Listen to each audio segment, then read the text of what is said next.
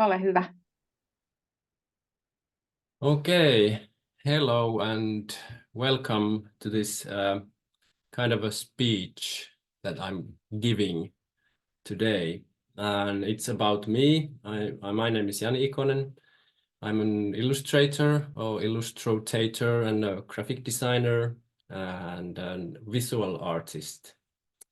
And I'm here today to speak you about my work and how climate change is part of my process as a professional, on this field that I'm working on. So today I will be mainly talking you about illustration and graphic designer, or that is the kind of the angle that we are approaching. But a lot has to do with observing things, and I mean observing, like visually observing. Also, like what we have like synonyms for seeing is like looking, watching, glaring, staring, peeking, observing, whatever we have. So it's about that a lot. And a lot has to do also with like looking inside, how our minds work. But before we start seeing and watching and observing, I would like to do a small kind of a test with you, so to speak. So that I would ask you now to close your eyes, or put something on your eyes that you are not seeing. You are still seeing something, of course, kind of black something, but take a moment to yourself and see what happens, and listen to my voice. So, and maybe you know the element gold, like the rings that we have and jewels and whatever, like the precious metal gold. And maybe you have sometimes seen gold, kind of a leaf gold that is so light that it almost like floats in the air. But it's still gold.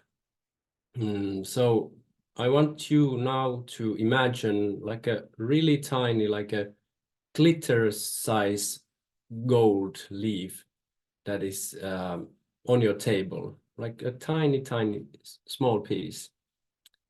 And then I want you to take that small tiny piece of gold and you drop it into the ocean, like a huge ocean, like Atlantic or Pacific Ocean, whatever. And you drop it into a place where there is water 4 kilometers down. And your precious small gold piece is still heavier than water. So it starts to go towards the bottom really slowly. Like, I don't know how long it would take, but you can observe how the piece of gold is like floating and kind of flying into the ocean, slowly going deeper and deeper. And at some point it will reach the level where there is no light anymore, but still it goes deeper and deeper, like a small snowflake, just floating downwards. It takes a long time, really long time. It passes by all the life that it exists, and at some point it will reach the bottom, like 4 kilometers down into the bottom of the ocean. So there it lands. It doesn't make any sound. It lands there in the total blackness and total silence of an ocean.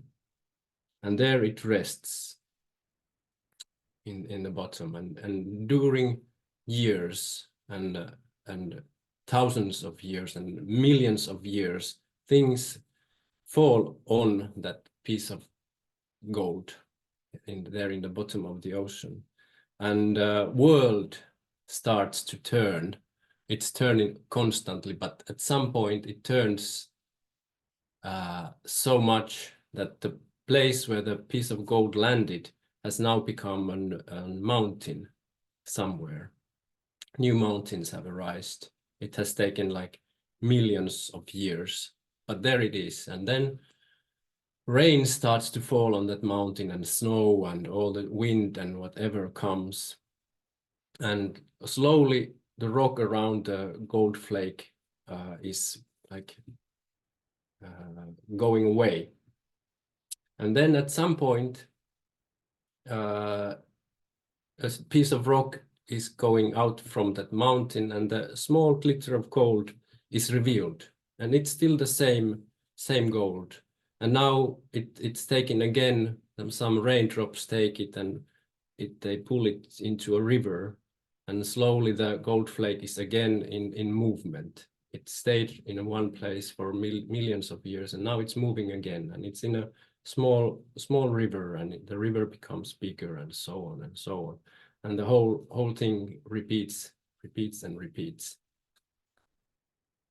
again and again, and the gold remains kind of intact.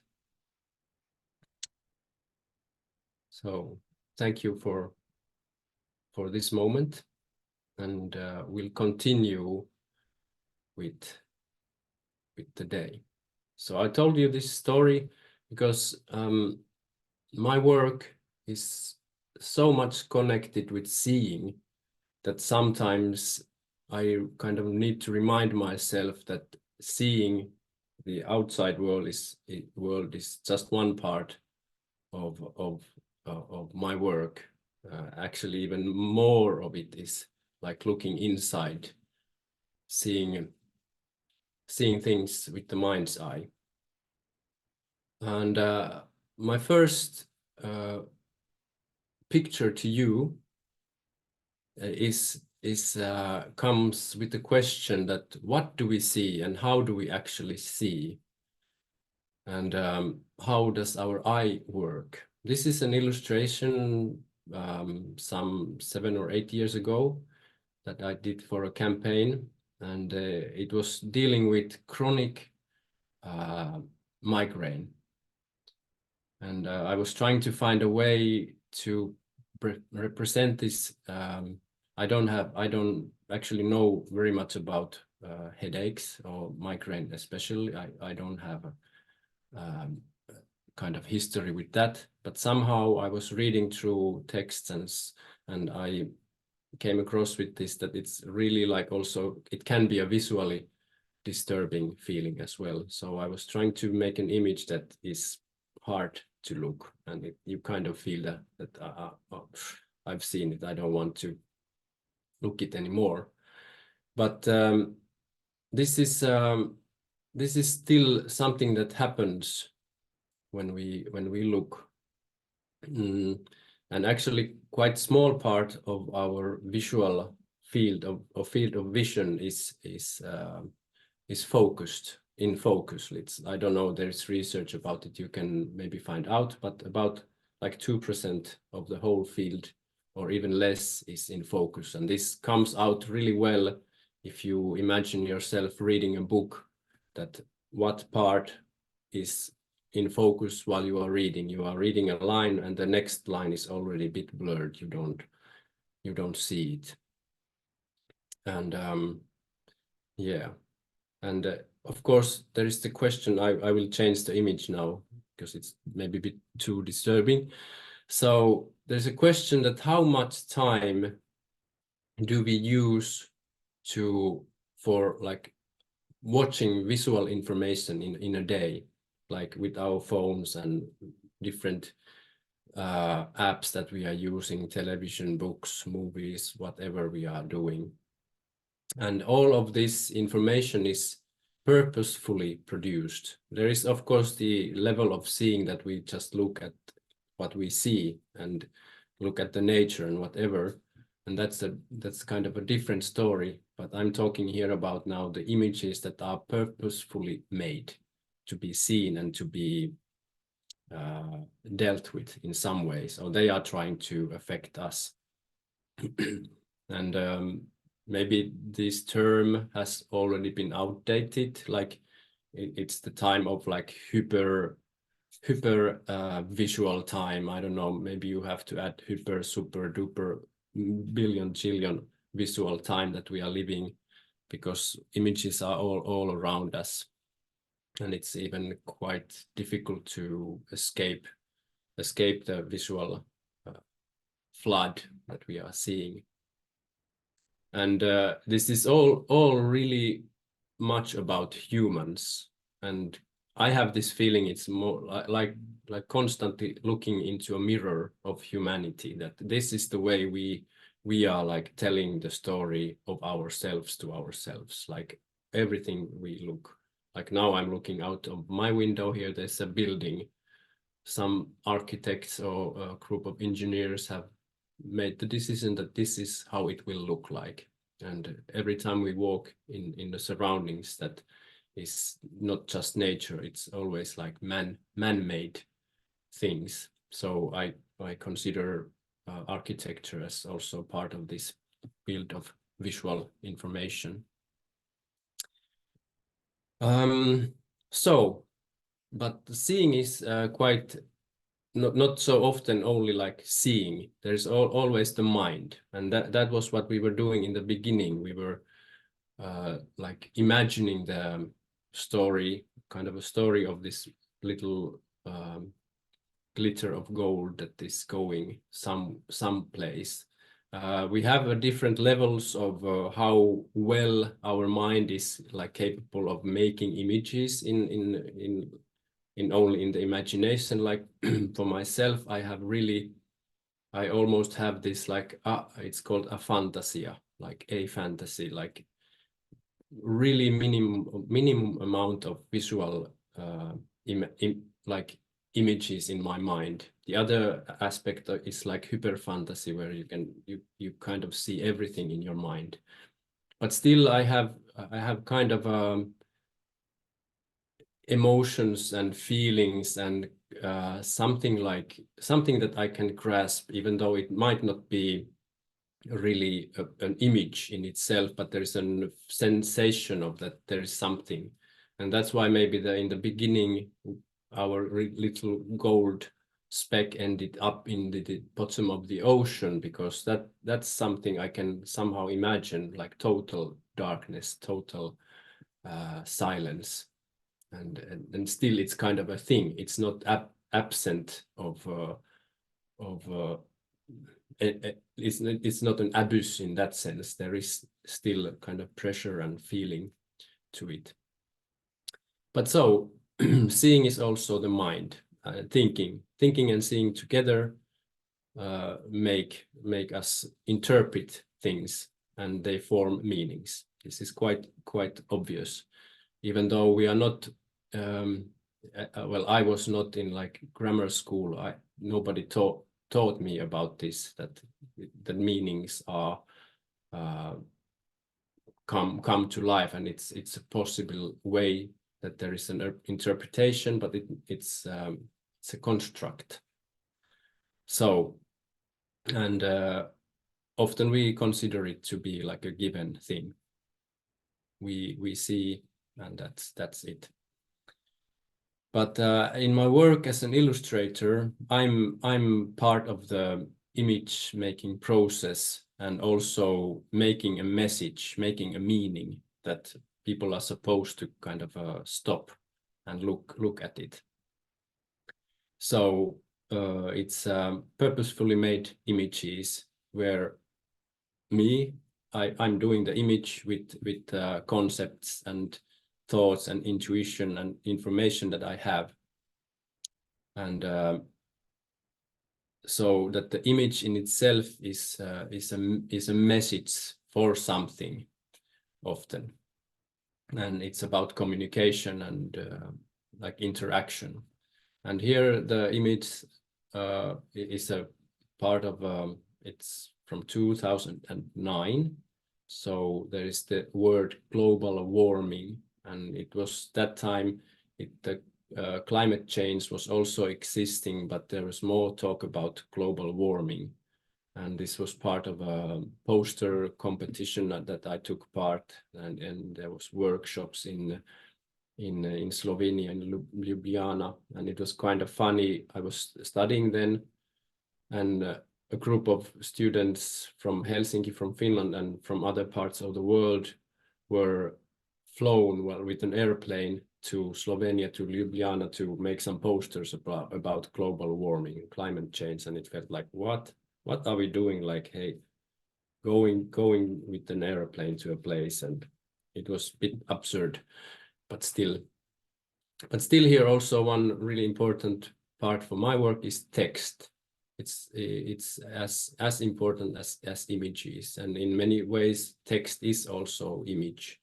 We need to look at it, and when we understand the code of the text, we can read it, and then new worlds open. But as in the same way, we need to read images as well.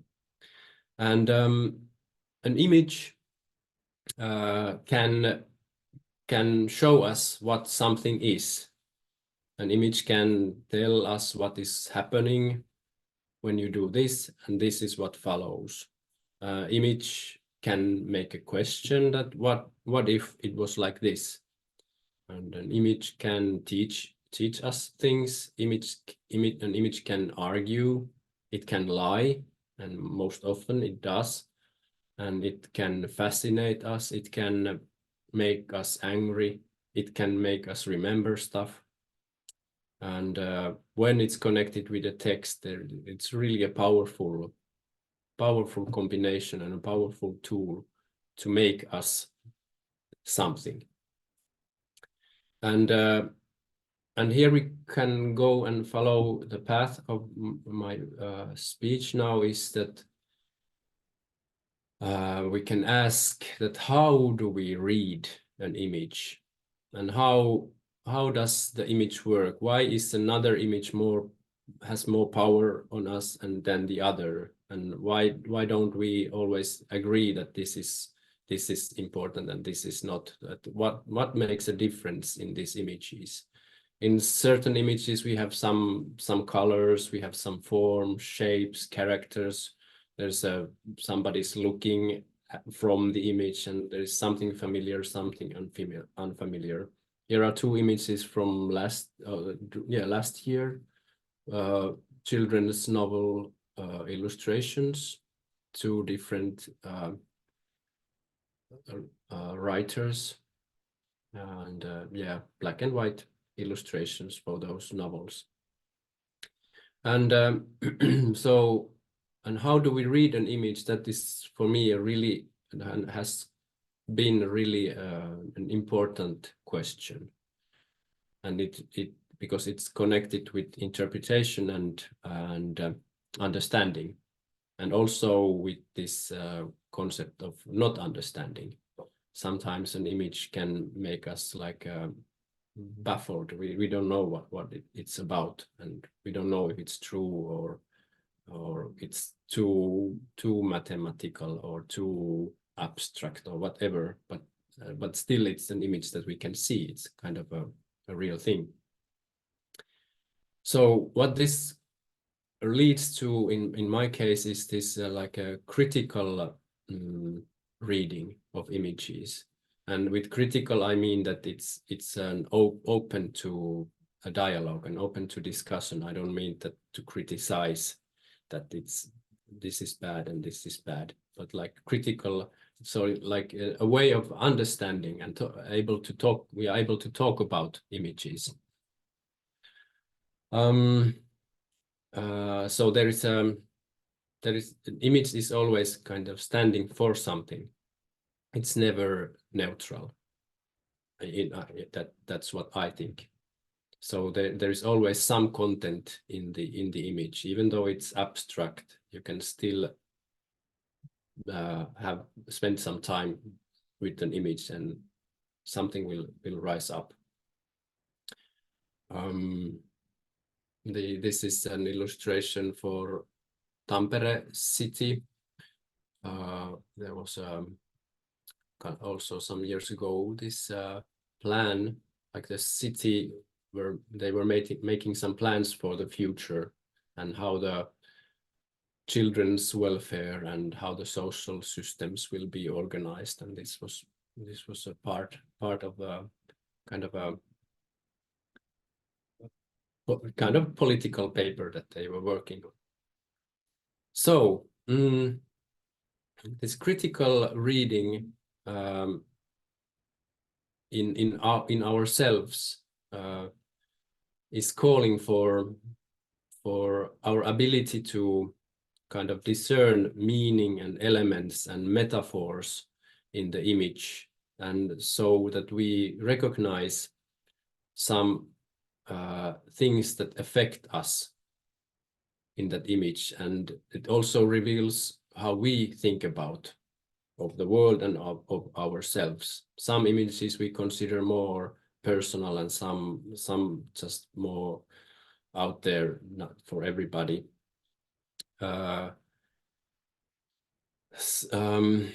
Yeah, so it's about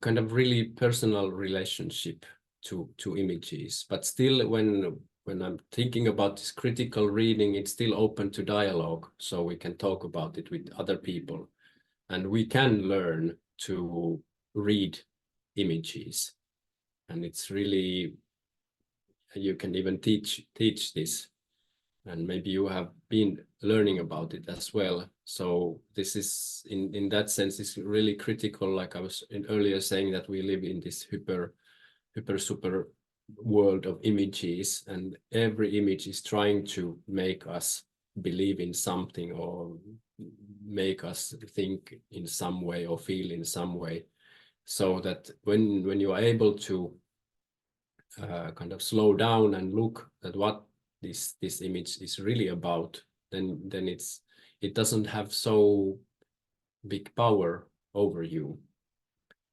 and you are more free to form your own ideas. Of course, it's a different dialogue that how free we are in this kind of society, but maybe you get the point.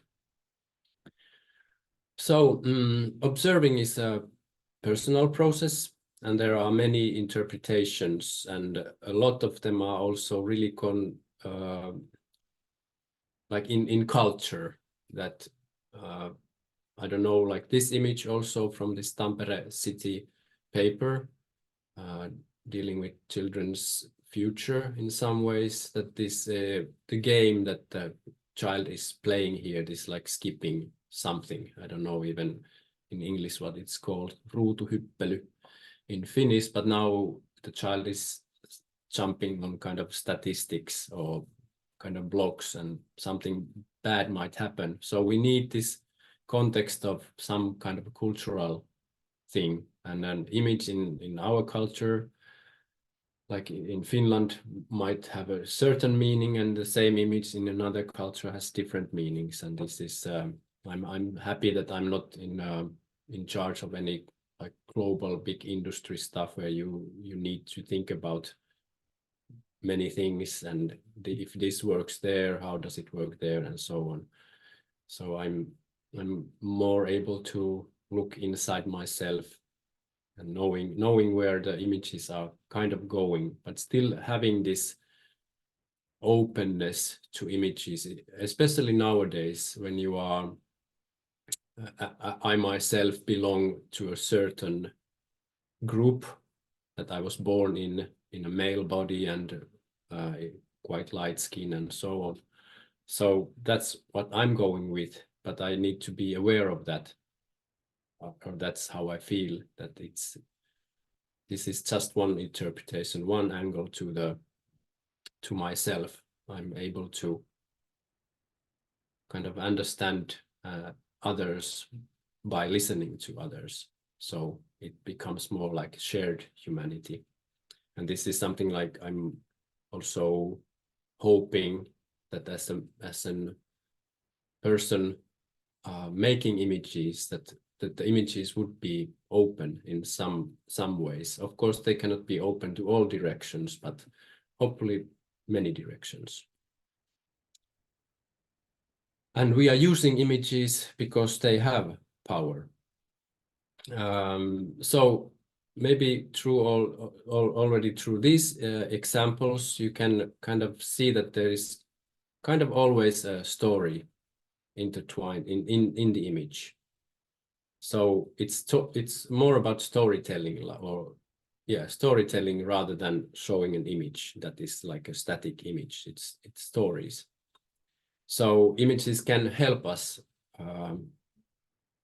like help us to imagine different stories, like different futures. And this is some aspect that how the climate change is affecting my work as in my field.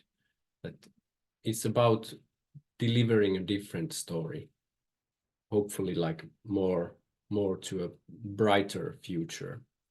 And here is an example, maybe a bit messy in this kind of environment, but this is like for an academic paper. It's dealing with academic utopia, like Finland. I don't remember, maybe it was 2050, that how do we build a society that is sustainable, like sustainable circular economy is involved in our daily life and so on. This is one image of four.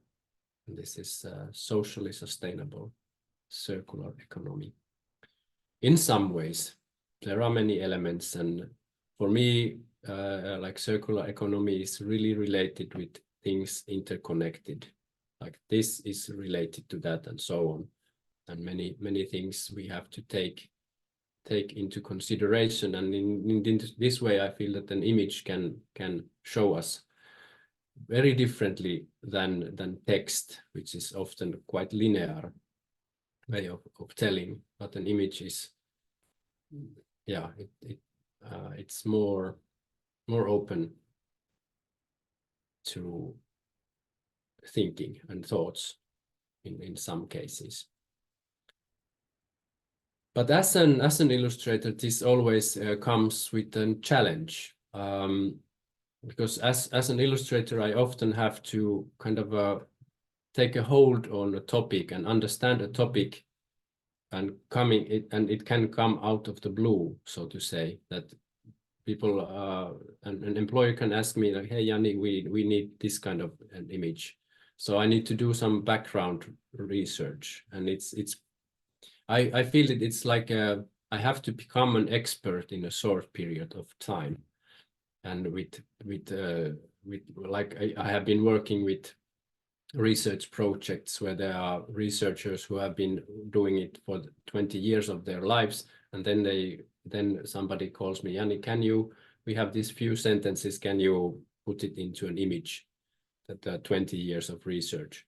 And it can be a challenge, but it's something that I really like thrive. It gives me energy. It gives me frustration as well, but sometimes when you get an angle, like feeling, when it feels right, it's rewarding. And when there's a dialogue between me and other members of the group, it's really something. And sometimes humor is really needed to bring up some difficult topics. Here is like an illustration where which was really challenging. Like it was supposed to show how circular economy works, and there are there are images in the internet that are trying to say the same story. So, but I was feeling that, well, I try to find a different way, but this I had to also make this kind of a I don't know what this called, this information around the image. There's a word. Well, anyway, so that it's telling what is what and so on. And maybe this text here helps to understand the image, even though some cases an image should be like it should stand alone and you should get the idea, but luckily that's not always the case, that an image can have text to hold it, to keep it afloat.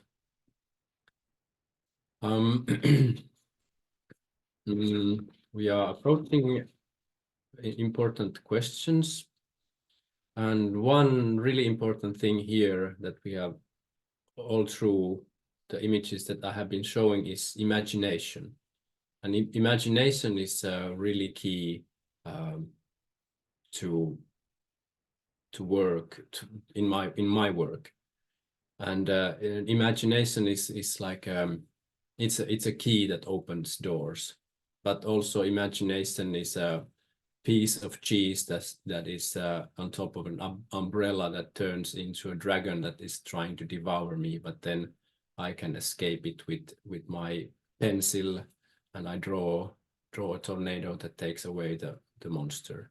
So imagination works in many different forms, and imagination is not nobody owns imagination. We all have an open access to it, but it's also kind of a muscle that you can train. You can practice imagination. And this is also part of the critical reading of images, that how does your mind work. And imagination is sometimes it feels like it's just going to different directions, but this happens when you are maybe not totally aware of how your imagination works. So then you are more easy to kind of control. You are more easily controlled with images when you don't know how your imagination works. So I'm sometimes working with these children books. The one on the left is a children poetry book, and the other on the right is a novel. No, a picture book. This is from the first one. The title of this book is like City whatever, kaupunki kuka ties, or something like this. And also making when we are thinking about, like, I'm living in Tampere, and when I think about the city, one main element is the cars that are rolling on the streets. And this is the only car in that book that I that I made, and I feel it kind of not really a statement, but still something of that sort, that we have a car, but it's we are past that time. We are building a different world. Or yeah, you can take it as a statement. So me and climate change. So I'm working as an entrepreneur. I have a studio place here. We are 7 people here, and we are sharing the rent and social places and so on. So I don't have a steady job. I don't have a steady income. Usually I know 1 month or 2 months ahead my life, and this has been all through my working career. I have been working on I have had a monthly salary 3 months in my life. It's not a lot, but this is offering also me some freedom that I can have, but also a lot of responsibility. So I have many employees through the year, but now recent years it's been nice to have some projects that have been continuing for a longer period. So this is also in some ways similar to climate change, that it's all around us, and there is nobody and no area of life that is not connected with climate change. So I think it's really important to ask the question that what is my take on it? How can I make a difference? What are my skills? What I'm ready to do? And also, how am I making things worse, or am I trying to make things better? Whatever. These are really important questions, and this is also important to consider that what is really my skill, what can I do. And and so far I have been working with images, and maybe I have something there that I can that I can make an effort, make things bit brighter for the future. This is also like a policy brief paper for KiCad circular economy project. And this is usually in Finland, you see this symbol, or the yellow and black. It means that you are entering a town area or city area. So you come from the countryside. So this is like how the city can use circular economy as a profitable system. And in my work, all the things I do is kind of a calling card. Well, I did this and I did that, somebody is seeing it. And so it's often the case that I have done something, then new work will follow. But I'm interested, and I have been for a long time been interested in the work that is somehow dealing with issues that we are supposed to deal with.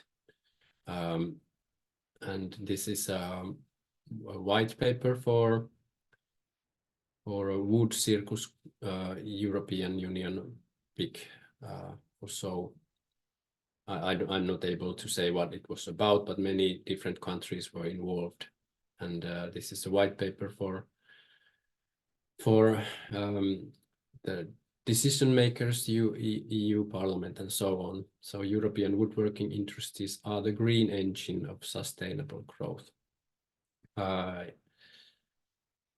It's not my work to question too much. In some cases, I might disagree with things that are involved. So I have to make decisions that what work is work that I can accept, that it doesn't compromise my values too much. And this is something where I've been quite lucky, and I've been able to also to say no to projects so that I have enough like steady income to be able to make decisions on my values as well. So I've never worked on this advertisement world, and I don't know even how it works. Some friends and so on I have heard, and it doesn't sound really fun. And I've been more lucky to work with small in a way smaller players, even though in recent years also bigger ones as well. So it's still a lot about connecting with people and through people. So how the work flows. And when I was in an art school, I was already thinking about places where I could, like where I would like to work. And one is here also. This is from Tampere city, this children's welfare plans. And I felt that commercial world has more like appealing, like visually appealing world that they are promoting products and so on. But like the communal and city way they are telling their stories, it usually felt really like, oh, this is so bureaucratic stuff. So I felt that it would be nice to offer a different, or maybe, yeah, not saying that I know better, but like having an open dialogue that how could we approach this kind of it's not about competition that the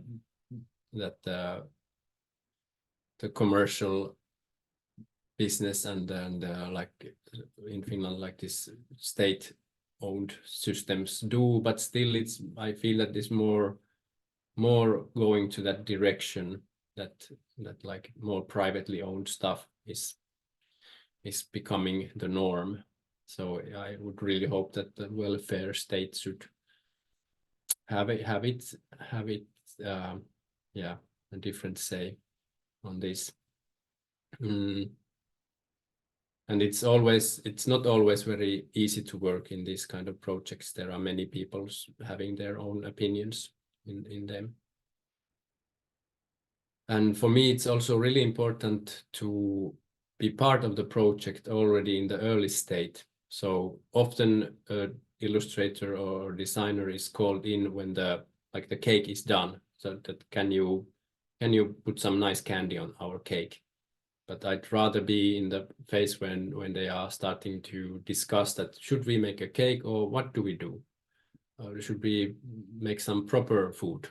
So in that state would be like the ideal place also for an illustrator and a designer to be part of a project, because if the outcome is going to be somehow visual, it's really wise to have a visual person already on board in the early state of a process. And this is something that I've been really happy to have an opportunity to be in these kind of processes.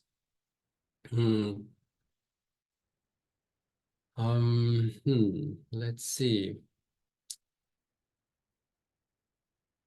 This is also policy brief, like researchers making information for political people to make decisions about. And this is a bit like about an humor and something, an angle that there is in our society and in our culture. We have these kind of myths and stories that exist, and sometimes they carry with them bigger meanings, and there's usually a huge amount of like feelings and things involved. So I like to somehow to use these existing stories if they fit. You can kind of get a few steps ahead when using and choosing to use existing stories, because it already has a kind of concept around it. So as an illustrator, it's sometimes frustrating, because I feel that, okay, I'm just adding into the pile of this totally useless information, totally useless images, that what difference does it make? And sometimes I feel that as long as there is hope, we are not doing anything. So yeah, it might sound grim, but that's an observation that at least how it feels. And yeah, this is also about making decisions. It says, like, actually I don't see what it says. There's a bar in front. Well, I don't remember. Kestävän, yeah, about Finland being in a role that we could make decisions as a small country. This is what I feel. And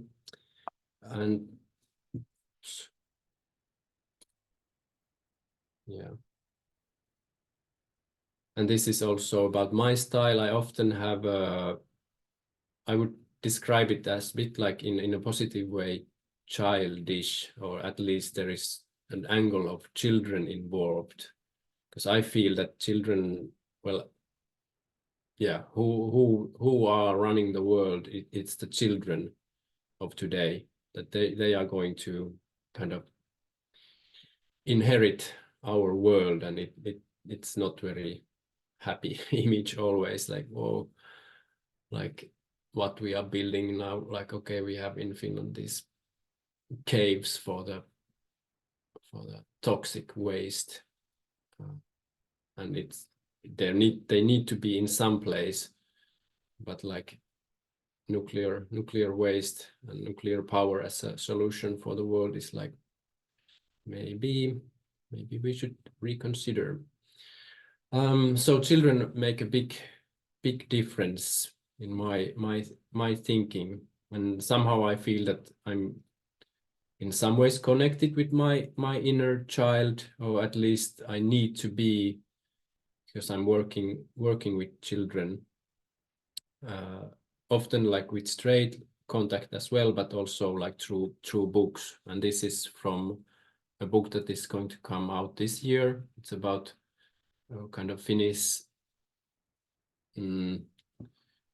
very well-known Finnish children's poet Kirsi Kunnas, who passed away a few years ago, but this year it will be her 100th year, like a celebration year. So I'm making a poetry book of her poems the book will be given to all Finnish children who start the school next autumn. So it's kind of straight way of having a contact with them.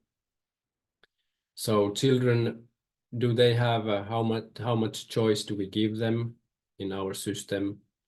Are we really listening to them? Because I feel that children are really much more connected with the flow of life in a way of how imagination works, and also they are more vulnerable for everything that is happening around them, like in a family or a society and so on. And yeah, this is also a spread from that book. So my answer to this climate change is it's stories. That's where I'm working, and how to tell stories and how to build. And it's not about fake stories, it's about building really like understanding and love and mutual respect and all these things that we really need to be focusing on, because yeah, that's the only direction where our ship can make way in the huge ocean of possibilities and not hitting all the icebergs. And so I think also children are a direction where we could learn, like we could have a new, like a fresh start, and not trying to just repair what we are with our broken systems already. Like, could we just start again in some ways? And so children are wise, and they are the light of our future. And that's where I'm at now, and I feel happy to be able to share stories with them, and not being too straightforward and saying this is how things should be done, but like offering them ways to observe themselves and the outer world. Yeah, I think we are done. It would be happy to answer your questions, but if you can have my email somehow, then I'll be happy to answer. Thank you.